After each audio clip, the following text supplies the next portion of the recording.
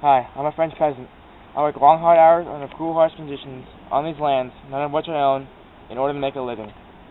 Most of the harvest I make at the end of the year goes to the noble in taxes, leaving my family and I close to nothing.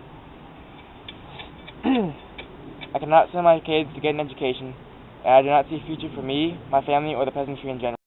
The French peasants had hard lives. They spent most of their lives working lands which they did not even own. The nobles forced them to pay great taxes, which left them with nothing to support their families. They could not play a role in governing their country. They couldn't send their kids to school and had no hopes of advancing in the future. This caused great resentment between the lower class of the peasants and the upper class of the aristocracy.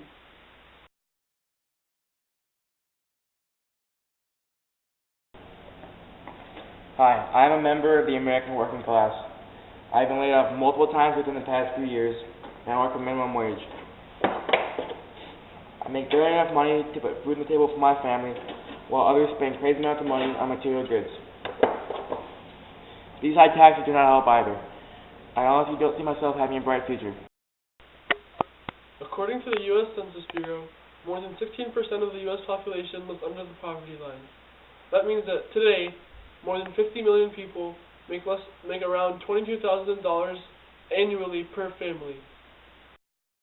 This does not include the middle and working classes, which make up a large majority of the United States population. These people work hard and also suffer from the state of the economy. There is great controversy over the fact that the middle and working classes pay higher taxes than the upper class.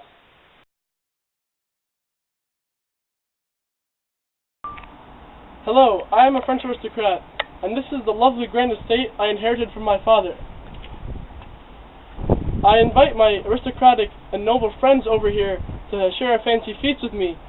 None of that would be possible without the help of my lovely peasants, who I forced to work my lands and impose a strict tax upon in order to get some spending money. Let me show you one right now. Work harder, peasant. Work, faster.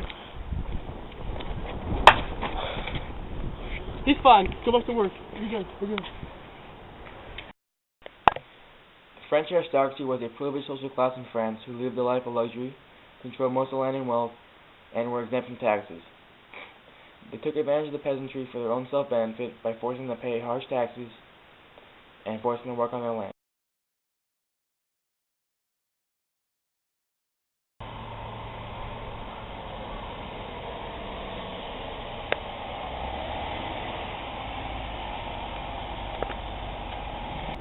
Hello, I'm a member of the American upper class.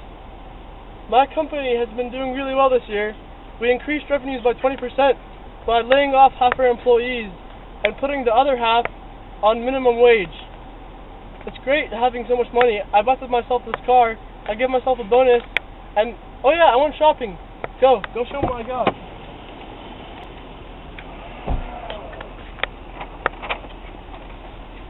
I just bought these shoes. I love having so much money. These lower tax rates really help. I have more money to spend on stuff like this. It's great. Life is great.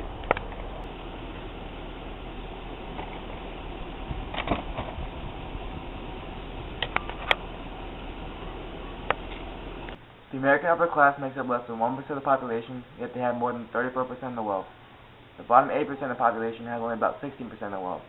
This uneven distribution of wealth, along with uneven tax rates, creates great displeasure and dissatisfaction among the middle and working class.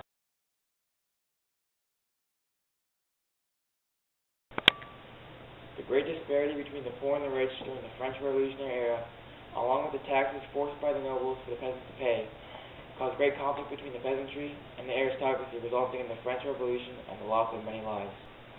This can be compared to the United States today, where the gap between the upper and middle and working classes, as well as the uneven tax rates, create disapproval among the citizens of the United States, as well as a high unemployment rate.